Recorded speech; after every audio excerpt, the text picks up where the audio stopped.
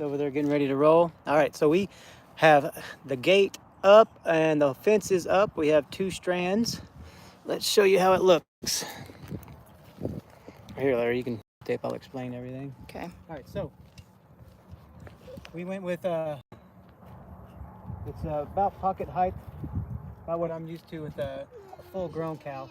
And then, because we're gonna have there's gonna be a 700-pound calf, and then a few other ones that are about 500. So we're gonna, and there's one steer that's a steer, and the rest are all heifers, which is great because I'm gonna try to keep some for some cows. That's money later, right? And so we have the gripples going here. We tightened it up. It's pretty good and tight. But this is how I did the latch here. You can see that I have the hook here for the gate to be able to hook on there. But so what I did was I took the wire, I wrapped it around the main fence here with a good, they call that a hangman's knot.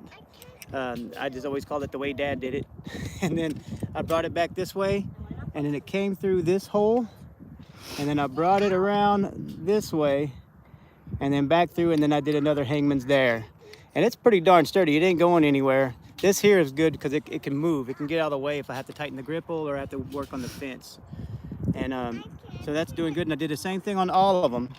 And then on here we got some stretch wire right here. And so that's, and I've never used these before. Honestly, we always just use regular old, because there's a spring inside these guys. So there's a spring in there, and I usually just have a piece of wire on it. But these are great because, I mean, you can take them off a lot easier. They're springy, but the problem is they go all the way back into the middle of the road. So you've got to be careful you don't run over your handle. A lot of people just make this out of PVC pipe or something like that, so when you run over it, you don't break it, or you can make it out of fiberglass.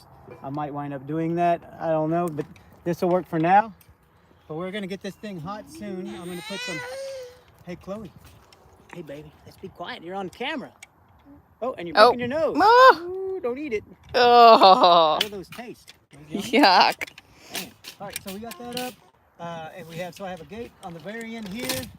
I have a gate way over on the other end, and then I got one, and not quite in the middle. It's probably about 200 feet off the other end. It's just because that's where the owner walks down to the pond all the time, and I'm also going to fence off the pond so the cows don't get in there and muck it all up. But we have it done. It's looking good. We're real proud of it. And these kids have worked hard all day long, haven't y'all? Chloe, you've been working hard? Yeah. Mason, did you work hard at all? And they have their tent down there and everything like that. We set up a little tarp so they could hang out in the shade.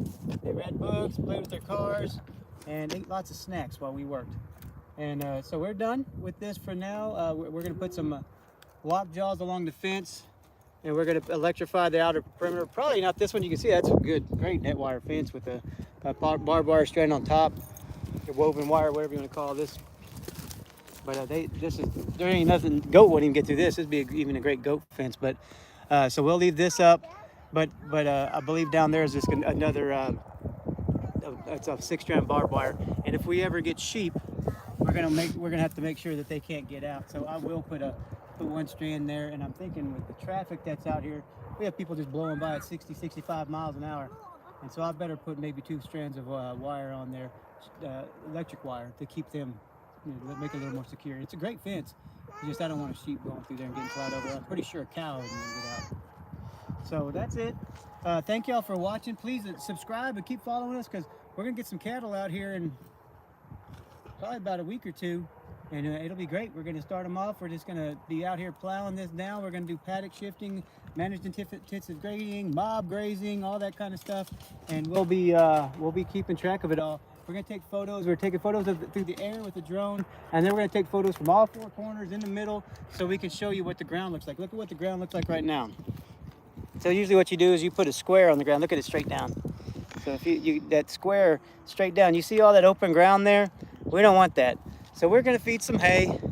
We'll put some hay on the ground, let the cows eat on it and poop on it, and then we'll move them. And I'm probably going to do, for the first little while, I might be doing, especially on sparse places like this, I might be doing, we're going to cut it off into an acre, and then I'll cut that into a 1/4 acre.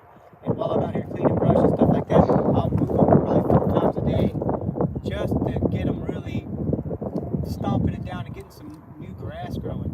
That's the way you do it. And then we move on to the next spot, because you don't want them to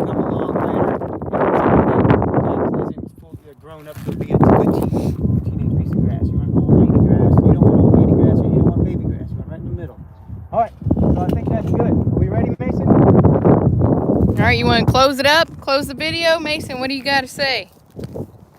Mason? What do you want to say? We're done? Been working hard? Ready to go home? Are you ready to go home? I'm watching the video. You want to watch the video? All right. Well, thank y'all. Don't forget to subscribe and give us a like if you want to. Bye. All right. Thank y'all. Thank you. Goodbye. All right, kiddos. Here we go.